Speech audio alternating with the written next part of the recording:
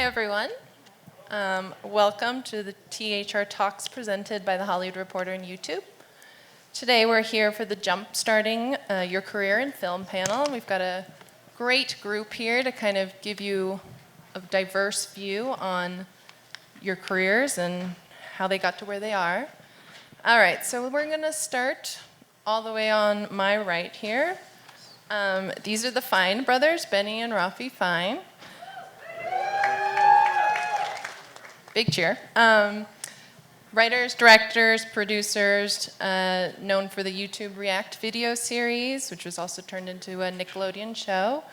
And they're more than 11.2 million subscribers. And they founded the company Fine Brothers Entertainment, which is a full-service production company. All right, on to the next. We have Leslye Headland. Good job, guys. You did good. Leslye made the amazing film Bachelorette, and based on her own play. And now she's back this year with Sleeping with Other People, which she wrote and directed. And she started out her career with the one and only Harvey Weinstein as his assistant. Next to her, we have Jessica Elbaum, who is a producer on Leslie's Sleeping with Other People and Leslie's prior film Bachelorette. And she has worked at Gary Sanchez, which is Will Ferrell and Adam McKay's production company, since it began in 2006. And in February last year, she launched Gary Sanchez's sister label, Gloria Sanchez, which will focus on female-driven projects. Okay, now we have George Strompolos, who is CEO and founder of Fullscreen, a YouTube network, which you've heard of. Which also today announced that they are launching a film division, and really exciting news, so congrats.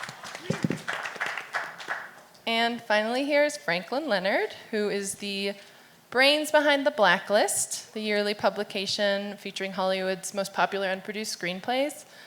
He's also a film executive and began Blacklist back in 2005, and it has movies from Blacklist have led to 37 Academy Awards, so it's a good deal there. I didn't make them, so. He made all of them. But it's great. So I think we're just going to start out with, if you guys could kind of tell us how and why you got into this business, what kind of started your career in this crazy world? We grew up Orthodox Jews in Flatbush, Brooklyn, and Is Brooklyn in the house? and for whatever reason, at a really young age, despite how religious we were, I started getting really into entertaining people on the block in the neighborhood. It started with watching Big Trouble in Little China and wanting to replicate Kurt Russell, pretending to be on a CB radio. And from there, once we got a camera, we started making stuff when we were teenagers, and quickly saw Kevin Smith's Clerks and realized, wow, you can do this on quote-unquote nothing, and got really inspired and started making stuff in the late 90s together with the idea in the beginning that we'd be making feature films once a year, hone our craft, go through the film festival circuit. Our first feature in the year 2000, when I was 19 and he was 17, got some small festival play, and we won a little bit of awards, but saw right away 2 Orthodox Jews are never going to make it in the Knowing Nobody, and ended up kind of going away from it for a bit, and got into digital really early in 2004. So we're over a decade long making content online, thinking we were going to build an audience and then find our way back to traditional, and instead ended up pioneering a whole new media industry. And it's pretty crazy that now, we have over 20 employees, we're producing multiple television shows, and are now, all these years later, this year, going back and making our first feature film since we were teenagers. So it's been a very full circle experience to kind of pioneer transmedia in a real way. Oh, shit. Woof. Well, I was raised Catholic in, thank you. Right outside D.C. in University Park, Maryland. Just 40 minutes away from Woodlawn High School. That's a serial joke if no one gets it. And I was raised very religiously. We didn't have any pop culture in my home whatsoever. I was brought up on Woody Allen, Frank Capra, the Marx Brothers, Reds was a big movie for some reason. And so ever since I was a little girl, I've always wanted to be a filmmaker. And the way that I sort of saw, similar to what you spoke to, was that I actually went into theater because that was something that was readily available to me both in high school and in college. I started writing plays and directing them. And something that actually jump-started my career was that one of my plays I adapted on spec was Bachelorette, and it made the Blacklist in 2008, and that really did jump-start my career. I mean, I know it's the name of the panel, but it was also true. I mean, like, you know, after it made the Blacklist, I did all these different generals and met all these different people, and I actually ended up getting my first writing job within, you know, a couple months of being on that list. So thank you. And yeah, and so I guess I don't even know how I actually ended up becoming a filmmaker, except that Jessica and I had met because we were working on a television project together that didn't end up going. And Jessica asked me if I had anything that I wanted to show her. And I showed her Bachelorette, which had made the Blacklist, but everyone said this is a great movie, no one's ever going to make it. Little did they know that Jessica Elbaum exists in the world and has incredible taste and a passion that rivals mine, and I'm extremely passionate. And Jessica really championed it. She got the cast together, she got the money together, and she, you know, took a chance on me as a first-time director and really believed in me. And so I'll let her continue that conversation. Are you guys twins? That's first what I need to know. The age difference. No. Okay, great. I come from a family of car wash business. So my whole thing was, I don't want to be in the car wash business. What am I going to do? I went to USC, studied business and communication, did publicity for a while, and then met Will Ferrell, who I owe everything to. He and Adam started the company 7 years ago, and they gave me the opportunity to start producing, and it really wasn't until Leslye and I met. Actually, Lizzie Kaplan and I were developing a show for HBO. We saw the play Bachelorette, lost our minds. We got in business with Leslye, and throughout that process, I read the script. I had no idea what I was doing, I'm being completely honest. But I threw myself into it and just said, I have to make this movie. I see it so clearly. I know what this is. And sort of that was what jump-started mine as well. And then this great partnership since. And yeah, I owe it also to Leslye Headland. So I actually grew up in Colorado, and my parents were in the restaurant business. And I was busting tables at my dad's restaurant, and he said, "Son, don't do this." And so I decided to pursue a career in technology. I was actually fortunate to be one of the early guys at YouTube. And while I was at YouTube, I worked with a group of people, and we helped start what today is known as the YouTube Partnership Program. It's really how people from all around the world, from all walks of life, are participating in a revenue share from advertisements on YouTube. And so as that program launched, we had brilliant creative voices just emerging from all around the world. You know, folks like Benny and Rafi, and I know Olga's here, and I saw Joe Penna earlier, and Bernie Burns was on the stage earlier. And it was just phenomenal to be part of this kind of new creative class that was emerging online. And after about 5.5 years at YouTube, I realized that this was a true revolution. You know, creators were being born online. They were building massive audiences, and the connection between the creator and the audience was super powerful. But at the time, Madison Avenue and the advertising world didn't quite embrace what was happening, and frankly, neither did Hollywood. And so I saw an opportunity to create a company, which today is called Fullscreen, with the mission of empowering the next generation of creators.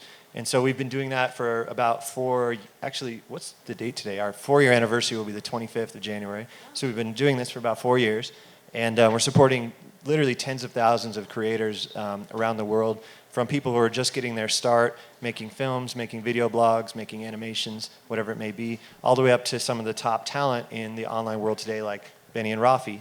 And we're excited today, we announced Fullscreen Films, which is really the next step in our journey to empower the creators. And so we'll be announcing a lot of incredible projects, and super excited about that, and excited to be here.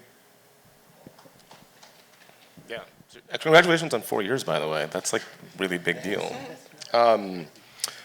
So I grew up, I was an Army brat. My dad's a retired colonel in the U.S. Army, and my mom was a teacher. And I grew up a black Episcopalian nerd in the Deep South for the most part. Kind of sucked. But the upshot of that was I did really well in school, and I went to Harvard for undergrad, and didn't really know what I wanted to do when I graduated. I thought maybe I was going to be a scientist or a doctor, and I ran a congressional campaign in Ohio in 2000 and hated that, and I moved to Trinidad and wrote for a newspaper for a bit, and that wasn't the thing, which in retrospect seems a little silly. And then I was a management consultant in New York City focused on media and entertainment, and I really hated that.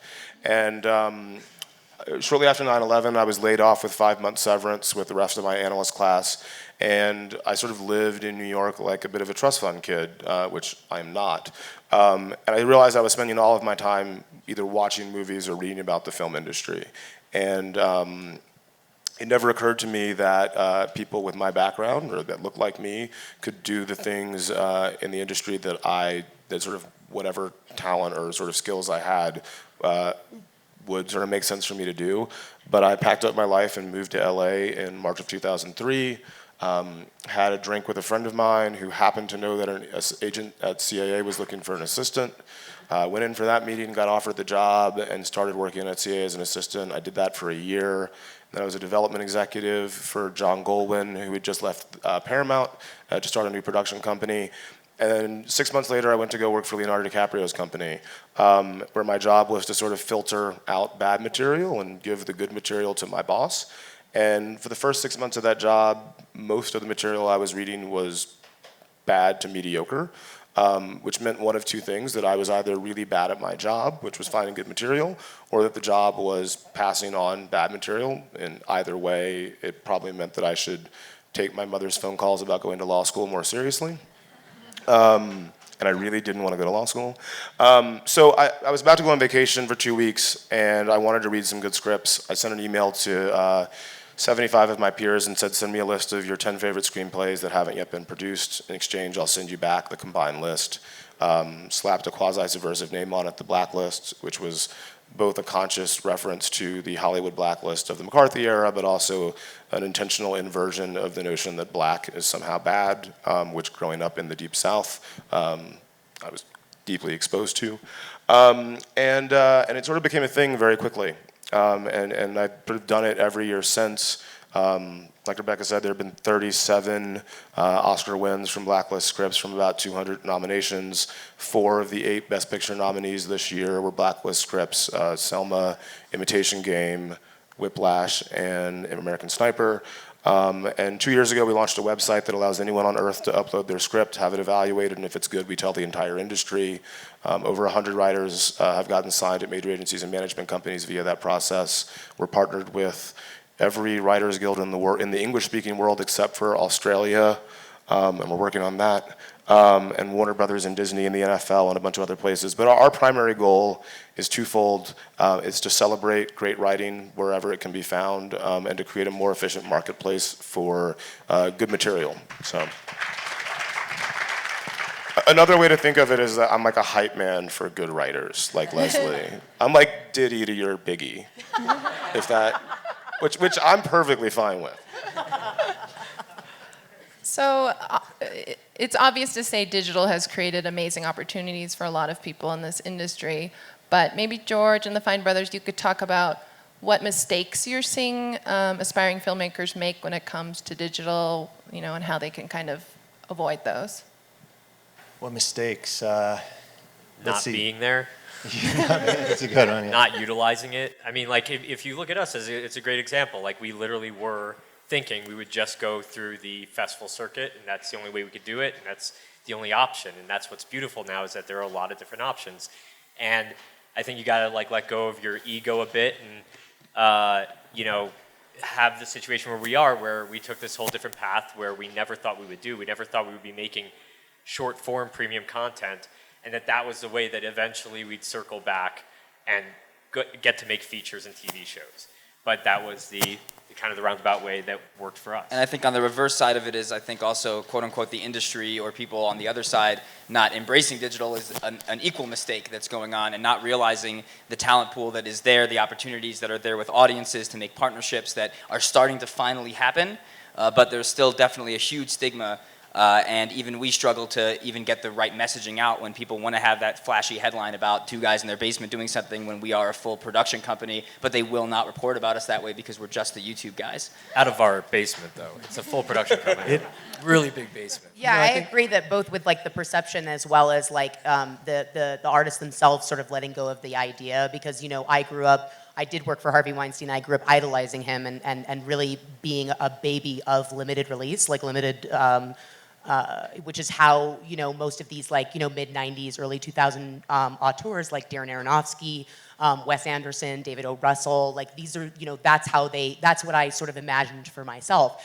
The movies that get limited releases now are by David O. Russell, Wes Anderson, and Darren Aronofsky, and everyone, and Harmony Korine, and everyone reports about how well they're doing. And it's like, get out of my pool, guys. Like, you know what I mean? Like, move on. Like, you all have Oscars. You know what I mean? Like, go man up and like, you know, fucking, like, you know, release your movie. Do you know what I mean? Like stop digging around where like other people who are younger and don't have a voice yet and haven't been established can actually get their films out there. And so VOD is this incredible place where I got to really sort of, you know, experience it for the first time of like, this is where we're gonna find this pool. Like, this is where we're gonna find. And imagine you partner up with the right companies that have huge audience and distribution like we do, and if it's the right project that makes sense, all of a sudden you have 11.2 million people to market the movie to outside the system. Exactly. And you can say things that they don't want you to say. Like you can make a movie about 3 women doing coke and ripping somebody's wedding dress, and everybody's into it. You know what I mean? Like everybody's into it. Like, you know what I mean? Like, whereas like everyone, you know, who might have to put the money into P&A and have to spend a lot of money on a theatrical release, they're nervous about that. They're going, oh God, I don't know if that's going to respond. And what's great about VOD is that, like, you know, and we talked about Heathers a lot when we were making it. You know, like the idea was like, why wait 15 years to be Heathers when you can be Heathers next weekend? You know, like it's like just put it out there and the right audience will find it. I think people get a little too precious when they're starting out too. You know, at Fullscreen we have this saying, you gotta, on YouTube you gotta make a YouTube baby, and that's basically saying you gotta commit to 9 months of just creating work, putting it out there. It doesn't have to be your magnum opus. I mean, one of the really important things is, I think viewers and fans and audiences, they want to be part of your journey. They want to see you develop in real time. They want to see you experiment. It's funny, we do a lot of work connecting advertisers with creators. And you know, 10 years ago, that was seen as maybe selling out. But today, I think, you know, the notion is the creators, when they work with advertisers, the fans say, we're so glad we got you to the point where advertisers care about you now. And so it's this sort of bottom-up thing where people want to be part of the process and the evolution as you build an audience, as you refine your voice. And so, you know, I think of some of my good friends who are brilliant creators, brilliant directors, and they're a little scared that the first thing they put out there, if it's not the best piece of work, if it's not distributed at the highest level, that it's going to be a problem. And I think it's a little bit of a shame because there are people out there that want to join them in their process of growth creatively. Jessica, I'm really excited for Gloria Sanchez. Can you talk about what kind of opportunities you're hoping that sparks, and also maybe a little bit about any lack of diversity in this industry and kind of your hopes for the future on that?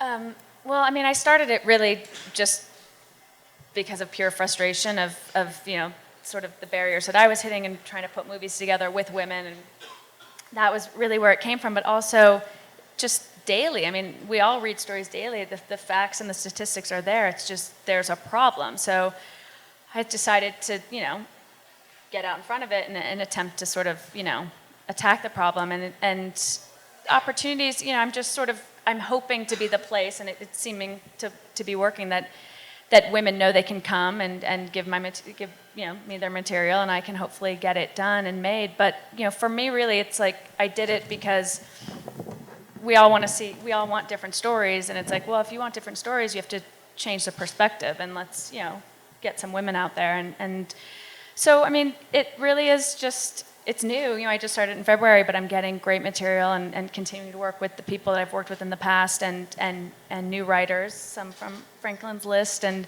there's so much. And I'm just hoping I can, make a little dent and some change. But diversity-wise, like amongst women or Yeah, I mean, in this industry, just hearing new voices and where are those opportunities for people who want to be heard like that? I mean, me, like. No, it was funny when I started Gloria Sanchez, I couldn't believe. I hesitated, and I think we talked about it. I was like, is this a terrible idea? Because why do I get to do this? Why hasn't somebody else done this? And I don't know if it was fear or people don't care enough or what, but I don't know. There's so many talented women and there's so much good material, and I hope to just, make a dent and a little bit of a change. So Actually, I have some thoughts on this. The numbers are pathetic. yeah. And there's really no other word for it. You look at the most recent Writers Guild report, I think it's 7% of studio jobs are written by women. Yeah. And the directors' numbers are even worse. The number that disturbed me most was that if you look at all of the hours of primetime television content last year, Tyler Perry himself directed more hours of primetime television than all black women combined. Yeah. Well, let's sink in for a second. But for me, it's always funny because I think that a lot of times the industry likes to talk about diversifying voices as like a moral or ethical impulse or a need, and I think that's important. But it's also a financial one. Like, if you make movies for audiences that see content more than the default audiences, you will make more money. I mean, I know for me, when I was working as an executive at Universal, it was taken as fact that you could not make a female-driven action movie. Wasn't possible, couldn't make money. And that the primary audience the studio should be targeting was young men, 14 to 19. And that's why you see this sort of rise of the superhero movie and things like that. And it's almost as if they forget that Titanic, at the time, the biggest movie of all time, was driven by a female audience. If you look at the three biggest franchises of the last 15 years, Harry Potter, Twilight, Hunger Games, all female-driven. Harry Potter had a male protagonist, but that book series didn't become a huge success because young boys were reading it. It became a huge success because young girls were reading it. And it's not a coincidence that Twilight and Hunger Games, both of which have female protagonists and are female-driven, weren't released by major studios. You know why? Because they passed on them, or they put them into turnaround because they were ignoring half their audience. And I think that the data points are out there, the information is there that shows that if you make movies for women, for people of color, for older audiences, you can make a lot of money. So the moral and ethical thing is important, but for me it's as a capitalist, I'm offended by the fact that people don't, no, but also, actually, technically I'm probably more closer to socialist, but as someone who thinks that the industry exists to make money, and that is the reason why a lot of people go to work every day, if that's your goal, there's a lot of money to be made by making content that you have been ignoring for decades, for the entire history of the industry, and that's a problem. So I think Gloria Sanchez is going to be a huge success, is my point. Yeah, I'm listening to what you're saying, and all I keep thinking is, it doesn't make any sense. None of this makes any sense. And we faced it, the whole, the studios do it and networks do it. We have our one female movie. We have our one female show. I mean, the development season, we were developing the show with Lizzie, we were told they had their show, and it was girls. And God bless, I love it. But, really? That you can't do two? So we're going to do one more question here, and then we're going to open it up to the audience. How do you see the industry changing, and how can new filmmakers take advantage of that? I think it's going to be important to have your own audience. And I really think as things are shifting and synergizing more and more with on-demand and the internet, and you're even seeing it happen a lot. Sure, there's still super huge hit films that come out there, and maybe it is because of a star, but more and more and more, you can't just put a superstar in a movie and expect to make your money back. But people that have an audience that comes with them, to George's point of watching you grow, it's even just the idea of, it's crazy to me, and I predicted incorrectly a few years ago that YouTube was going to be infiltrated by savvy talent, that we're going to realize that, hey, if on Twitter I can get 8 million followers when I'm not necessarily the biggest star, if I started doing a vlog every day, they're going to be following me on YouTube, and that's such a different connection. And we work a lot with kids and a lot with teenagers, and we're watching them grow up in this new industry and how they consume content. They want to support things from people they feel like they know, and I think that goes from the top down to executives to needing to be almost like Michael Eisner was doing for the Disney company in the 80s, where he was the face of it because it personalized it. I think if you don't personalize it, it's going to be harder and harder and harder to build that audience that wants to support you versus someone they have no connection to whatsoever because they feel so connected with what they're growing up with. No one wants to follow that answer. It was That was so a really good answer. Yeah, I think That's a really good one. we all agree. I do think that like a little. Sorry. The thing that came up when you were speaking was like I think that the younger filmmakers will be affected creatively by VOD and by the fact that they can basically, even as I was shooting Sleeping with Other People, I said it as a joke a lot, but I sort of mean it, which is that I was like, you know, somebody would point out something and I would say, well, no one's going to see that. They're going to watch it on their computer. Do you know what I mean? Made me It's so like, mad. Made me so mad. It was, I hated it. You hated that joke. But it was, I do think it will start to, as things become cheaper, shooting on film is basically non-existent at this point. The fact that you can grab your own camera, you can tell your own story, you have your own platform to make it on. I think films are going to become more and more personal. I think they're just going to get more personal. They're going to get more raw. They're going to get more crossing the line between things that can be binge watched, things that could be considered, is this pornography? Is it art? Like really asking all of those, really intense questions because we're going to start watching everything on the same screen. And that's not to say that people don't want to go to the movies and watch. One thing that, when we have watched Sleeping with Other People in a theater, like one of the amazing things is feeling everyone laugh. And so I think there will be genres that will continue to sustain themselves in a theatrical release, for sure. I think spectacles like all the Marvel movies, absolutely. And I think comedy will never die. Like there's nothing like sitting in an audience and hearing hundreds and hundreds of people laugh together. But yeah, I think the content will change as the distribution changes. You know what also changed is the amount of buyers and the variety of the buyers that we're seeing. I think this year in particular at Sundance is really fascinating. I think it's like every other year you come to Sundance and one year it's like, oh, it's a terrible year to be an independent filmmaker, and the next year it's like, it's a great year to be an independent filmmaker. And I guess I think this is a great year because just think of the variety of people that are buying films, producing films, and developing films right now. It's not just a traditional distributors, but it's also, you have brands here, you have the on-demand platforms, the over-the-top platforms, Netflix, Amazon, Fullscreen produces and buys films. And I think particularly in the sort of the OTT world of sort of video apps and things like that, you kind of have what I look at as the broadcasters now, which are Netflix, Amazon, and Hulu. And you're going to have sort of what happened in cable in the over-the-top space. And those companies are going to be a little more specialized to particular audiences, and they're going to buy films, and they're going to buy series. And so I think it's an up year, and a great time to be a creator, I think. Great, guys. We're going to open it up to the audience now. I think we have a mic coming out. So I think you guys can, with your hands up, one of you can come out first. Hi, mine's a VOD question, so probably specifically for you guys. I'm a female director. I'm in post on my first film. Congratulations. Thank you. It's been a tough road, but it's good now. Yeah, it is. We've had some screenings. But my question is because I thought of it as precious too, and it needed a theatrical release and all this stuff, but now you say VOD, and it's the wedding invitation, so it's in the same vein probably as Bachelorette. And so I'm just wondering, talk a little bit about VOD. Like, is that a lucrative sale? Does that go out? Do people see that? Is that the best route for? It worked for us, and yeah, I think it is. I think that it's the way of. I think it's sort of like what we're saying. It's the way of the future, and depending on the movie, it's the greatest way to get your movie seen by the most people. So, I think there's still a little stigmatized. Like I still, of course, when she made that joke on set, the idea of our movie not being seen in a real theater sort of breaks my heart a little bit too, but I also understand that this is the way that people are watching things. So, yeah, the first time I saw it was on VOD, so it did not do a theatrical release. Bachelorette, Yeah. we did have a theatrical did? release, Okay. but VOD, you know, Was it where it was was at. sort of where it was at, and we're super grateful for it because that you guys saw it because of Right, that, right, you know. right.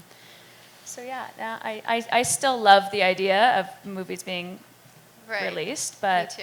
VOD, I think it's a great way to get your movie seen. So. And I think it depends too. I mean, it depends on, we've been lucky enough to have like fancy stars in our movies. You know what I mean? Like people that, when it costs a lot of money to do a P&A rollout and to do 15 cities or 10 cities or even 2 cities, like, so whoever your distributor is, whoever your financer is, like, if you don't have like a big fancy person in it, like, it's going to be very difficult to talk people into a theatrical release at this point. Right. It's not that they're extinct or that they're not going to happen or that you shouldn't want that for yourself as an artist. It is an important thing, of course. But I think, I don't think it's anything to like, look like, to feel like it isn't, I don't think it's anything that, especially if you've worked so hard on something, Right, the to most want important that. thing is that people see But also, it. follow up you to know? that question, like VOD, if we don't have that big star name, like, does it then get lost? That I don't know about. I honestly don't know the answer to that question because you might be able to speak more to it. You want to have your movie titled early in the alphabet. We learned that with Bachelorette. Early in the alphabet is good. Because that's how people Damn. look at A, menus. B, or C, People are yeah. very lazy. So maybe a wedding invitation, yeah. not the wedding There is invitation. a Add wedding an A to your invitation. movie. A wedding The wedding invitation. That's what you want to do. Yeah. Better chances. Exactly. Thank you. Zero, Oh, zero, No, I zero, think zero, people one. discover good material. Like it Right. sort of finds its way. So yes, Yeah. I believe that if it's good, people are going to see it. all right, thank you. I also want to sort of echo what you guys said earlier about like this is why it's critically important that creators develop their own audience is because when the movie's made you may not have a big star, you may not have a P&A budget, but if you have Twitter and Instagram and like all of these tools that are now available to you to communicate with literally hundreds of millions of people, it doesn't matter if you have those things because you can just say, hey, our movie's available here, and they go. You badly need a Right, social right. media Yeah. strategy. Yeah, Oh, yeah, badly. I guess Don't rule out just making even some show like think about a 3-minute format of a show that could go viral, and then all of a sudden you have this audience that loves that show that you make. And then release the film after that because we've now got the audience? Hey, Depends that's on it. I'm saying make a viral show that's impossible. Like Oh. that's like Nothing's impossible. It's like a 0.00001% Right. that you'll make a viral show, just like you're wanting your film to be seen. Make a viral show that's almost impossible to do as well. But I'm just saying, like, don't rule out the idea of maybe not a viral show, but maybe make a show. Because if you go on Twitter and you're just going to say, "Hey guys, we're in production," nobody's going to follow you. Right. Like you'd have to make a Twitter account that's like viral. It's like even if you only get 10,000 subscribers on YouTube from a not viral show, but it's a specialty show for cooking or something. Now you have people that care about you and that show that you make. And now all of a sudden you do have 10,000 people that are still that much more interested in some film that you're making. And also quickly, like somebody that who's in, that it's in my movie, Billy Eichner, I discovered on YouTube videos, like way before he got his television show, and Funny or Die now produces that show. But I remember sitting in my, just sitting on my couch, somebody had sent them to me, crying. I was laughing so hard. Like, I was just like, who is this person? I can't stop watching everything he's done. And so now, of course, I watch his show, and I asked him to be in my film. He does an amazing scene in it. And there's so many things like that that just, like, I think that's what you mean. Yeah, it's just no reason not to utilize that as part of your arsenal moving forward as a filmmaker is try to build an audience however you can. Take a look at Dear White. Or partner with people, right? I actually don't totally agree with the fact that if it's good, people will see it. I think there's a ton of good stuff that nobody's seen. Yeah. And you got to be really proactive about going out there and building an audience development strategy. And it's hard to do. Like, you're so busy making the film. But the good thing is there are people, you discovered Billy on YouTube. That's amazing. There are people that are probably making content right now successfully on YouTube or have, passionate fan bases that actually want to work with you because they think what you're doing is cool, interesting. Oh, that's right? great. And, I didn't think of I that. don't want That's to speak for amazing you guys, advice. but Well, we've been We're one of financing. them. We've been Yeah. financing content this year. Like we went from just being creators to now trying to finance new creators because we can do that now and then distribute through our platform, and then a million people pretty much watch everything we put out. I mean, take a Wow. close look at what Dear White People did. I think that they're That's as a model, exactly what I'm talking for about. using social media, for using Amazing. sort of viral content associated with a sort of a feature film.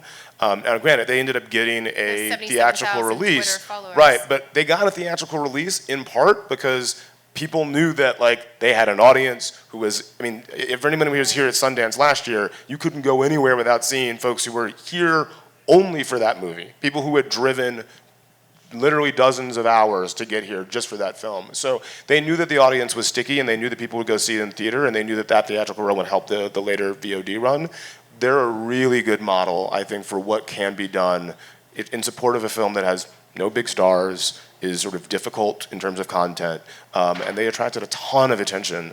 You know, now they're nominated for Indie Spirit Awards, and everyone wants to work with Justin Simeon. So, and for good reason, because he's really talented. Okay, next. Hey there, my name is Al Capone, and you may have just covered this, but I was wondering about discovery, and I think you've been hitting a lot of the different points of how to find this material, because as you said, George, I think there's a lot of great material that isn't being found. Do you find evangelists that help sort of promote projects beyond your own, you know, programs to, you know, get the word out in social media? Is there someone who goes to, like, he's someone you trust and he's got like 20 projects he's recommending? Similar to the Blacklist, is there a digital Blacklist? Honestly, if I'm being very transparent, I would say on digital, there's probably not enough that is that good being made right now. And there's some, but usually the things that are that good do end up being found, because if you're talking about something premium, there's not a huge amount of super premium, especially long form stuff, and unless you're already there, like what Rafa was talking about before, about creating something else that isn't your actual thing. That's kind of the model that we built for ourselves in the beginning, which was we wanted to make these long form shows. That was not working, especially on the internet in 2004, 2005 at all, and it became like, well, what's a short form premium show that can be seen? Build your audience off of something else, and then when you have the big premium show, your self-discovery. And you almost, that's what we did and what we've been able to do, and why we're now able to make feature films and television shows, because we have the built-in audience while walking in knowing nobody would have happened, and if we just put out that stuff for years, nobody would have watched it. So you almost need to find a way to partner with somebody, is really kind of, if you need it right away and you don't want to put in all that sweat equity to build it, which is so, it was always hard, now it's even harder, you got to find a person that has a huge audience, that there's a reason for them to want to work with you, whether it fits their brand, whether they're an actor that you think they're acting talent and your thing is perfect for them, et cetera, et cetera, et cetera. Or talking to the Fullscreens of the world about, like, here's my project, where does this fit into all the creators that they have? Like, there's a lot of opportunities in that way, but you've got to find the right way to enter when you're going into somebody else's brand. Or I'm not sure if you're talking about, like, know people at iTunes and Netflix and be buddies with them, like, because there's random apps that show up and become the biggest thing because somebody knew somebody, like, so there's a little bit of that. And some companies that, you know, have distribution on those places will have those relationships for you. Those things kind of happen, of like, you're like, oh sweet, if you're with one of these companies and they're the ones that are helping you get it into iTunes, then you're going to get some featured placement because you know somebody. Versus just releasing it and then it's in the nether, like nobody's going to know that it exists at all. I don't know. On a really tactical level, you can actually, it sounds like a bad idea to buy viewership, but you can actually buy viewership through YouTube and other platforms where you're just paying to get a click. And you know, I don't think anyone wants to buy 1 million views and be like, my film got 1 million views, but people are going to sample it, right? And that's actually pretty cheap. I don't think a lot of people take advantage of that. I'll stand for the creator. I'm very anti that, and it is the reason that we are as far behind as we are, because of all the. It is the falseness of what Hollywood has done, right? coming in and buying views, has delegitimized our viewership for years, and it is like there's no reason to buy your views. It is a false number, and you're not building any audience. Wait. We talk about this all the time. I know. If you're buying This is views, the sexiest thing that's ever happened to me. I just want you to know, this is so fucking hot. Continue. Okay. Buying views to have a big number of views is a terrible idea. But marketing is something that has existed for ages. And there are a lot of ways to market your film and get people to sample your work, right? And I think it's worth looking into. I'll be the middle ground here. So the basic idea that what the problem actually is like YouTube and other places are not doing what's right, which is not counting those views as not views. They're ad views, so they should be marked as ad views. So the problem does then translate over to people like us that are trying to do those things, that there are major companies that are just buying their views and falsely going out to advertisers, making people think they have success when they don't. And then we can't get those dollars to be able to make premium content, et cetera, et cetera.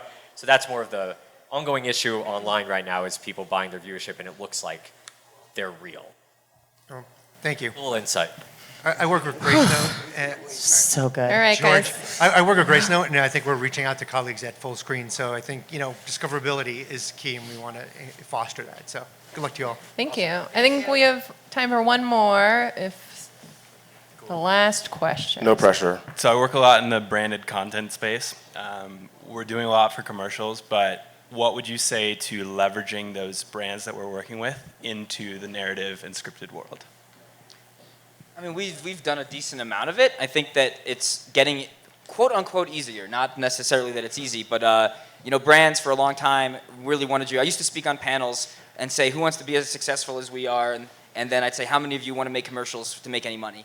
Because that was really all you could do at one point, was make actual commercials for people, and that was the only way you could do it. Now, because audiences are being respected more, you can actually integrate into the content. And some of our development has even been with the idea of, man, this show works very organically for brands because it is such a pivotal piece of the business with how low digital ad rates still are. So, for example, with our reaction-based shows, there's opportunities there. We cover the biggest movies sometimes, even if they're not branded, which means when a big movie wants to integrate in, it's organic. We're able to do it. So it's something that all of us are very open to if you can do it organically. The big mistake you make is when you try to tell the creator how they should do it because they know how their audience is going to take to it. And the last thing you want is 1,000 negative comments about your brand versus being a cool brand for actually being part of something that they love. So it's something that we definitely love doing and love developing for and have done very successfully for years. Great. Well, thank you all for coming out and enjoy your Sundance.